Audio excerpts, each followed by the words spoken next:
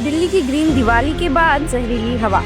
दिल्ली ने एक जोरदार और रंगीन दिवाली की रात के बाद एक शांत लेकिन धुंधली मंगलवार की सुबह देखी। ये बताता है कि भले ही शोर खत्म हो गया हो, लेकिन असली चुनौती अब शुरू हुई है।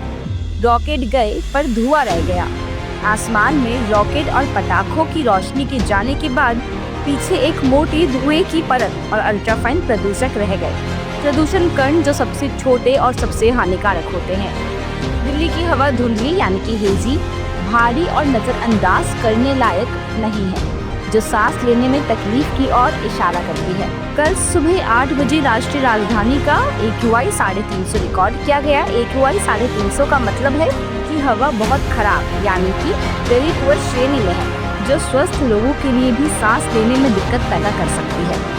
बात की जाए भीषण प्रदूषण के हॉटस्पॉट की, तो आनंद विहार, द्वारका, पटपरगंज और जहांगीरपुरी जैसे क्षेत्रों में प्रदूषण ने 1400 से 1800 माइक्रोग्राम प्रति क्यूबिक रिकॉर्ड किया गया है। जी हाँ, आपको बता दें कि इन हॉटस्पॉट्स में प्रदूषण का स्तर परमिशिबल स्टैंडर्ड से 15 से 20 गुना अधिक दर्ज किया गया, जो एक गंभीर स्वास्थ्य आपातकाल की स्थिति है। हर दिवाली के बाद की सुबह की तरह स्काई ने त्योहारी माहौल को ढक दिया, लेकिन इस बार ग्रीन क्रैकर्स के इस्तेमाल के सुप्रीम कोर्ट के निर्देश के बावजूद ऐसा हुआ। जब ग्रीन दिवाली सफल हुई तो सुप्रीम कोर्ट के आदेश और ग्रीन क्रैकर्स के इस्तेमाल के बाद भी प्रदूषण का ये स्तर क्यों है? क्या दिल्ली की ग्रीन दिवाली काम कर पाई? तो देखिए, system of air quality and weather forecasting and research के रियल टाइम डेटा के अनुसार नवंबर 2024 में दिवाली के अगले दिन सुबह 6:30 बजे AQI 359 था। नवंबर 13, 2023 को दिल्ली में प्रदूषण के स्तरों में भारी उछाल देखा। AQI 438 दर्ज किया गया, जो सबसे खराब यानी कि गंभीर श्रेणी में आता है।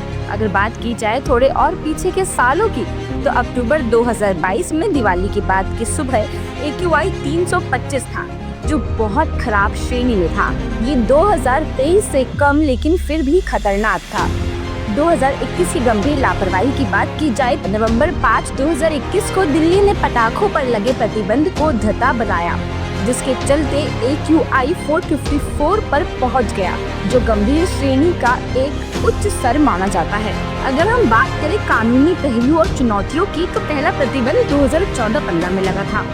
सुप्रीम कोर्ट ने बढ़ते वायु प्रदूषण के कारण 2014-15 में दिल्ली NCR में पटाखों पर प्रतिबंध लगाया था। हर साल सुप्रीम कोर्ट के प्रतिबंधों को इन्फोर्समेंट चैलेंजेस और जनता की अनुपालन यानी कि पब्लिक कॉम्प्लायंस की कमी एक बड़ी समस्या रही है। अब बात की जाए इस साल की दिवाली की, तो ग्रीन क्रैकर्स एक विवादित समाधान था। अब ग्रीन क्रैकर्स की अनुमति की बात की जाए, तो इस साल सुप्रीम कोर्ट ने उद्योग के हितों और जनता के स्वास्थ्य के बीच संतुलन बनाते हुए ग्रीन क्रैकर्स की बिक्री और इस्तेमाल की इजाजत दी। बात की जाए ग्रीन क्रैकर्स के दावे की, तो इन पटाखों का दावा है कि वे नियमित पटाखों की तुलना में 30% कम प्रदूषण पैदा करते हैं। अब देखिए, 30% की सीमा है। 3% कम प्रदूषण का मतलब ये नहीं है कि प्रदूषण नहीं होगा, विशेषकर जब अत्यधिक मात्रा में इनका इस्तेमाल किया जाए। अब देखिए, 15 से 20 गुना ज्यादा प्रदूषण का सीधा मतलब है कि गंभीर स्वास्थ्य आपातकाल। इस जहरीली हवा का सबसे बुरा असर बच्चों, बुजुर्गों और सांस की बीमारी वाले लोगों पर पड़ रहा है। क्या ये सिर्फ धुआं है या धीरे धीरे मारने वाला शहर? तो देखिए, बात करते हैं जहांगीरपुरी की, जहाँ पे 1800 का आंकड़ा आया।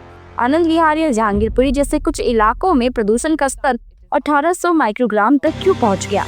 क्या ये अवैध पटाखों का अत्यधिक इस्तेमाल हुआ या फिर स्थानीय स्तर पर कोई और उत्सर्जन का बड़ा स्रोत है? हर साल दिवाली के बाद ऐसा ही कुछ AQI देखने को मिलता है। मीडिया और कोर्ट की लगातार चेतावनी के बावजूद प्रदूषण के आंकड़े नहीं बदलते। तो क्या सिर्फ रूल्स एंड लॉज को पास कर देना ही काफी है, या फिर सरकार और समाज को सख्त कदम उठाने की जरूरत है? आज के लिए इतना ही। ऐसी और खबरों के लिए देखते रहे GMT गाइड मेमो टॉप। धन्यवाद।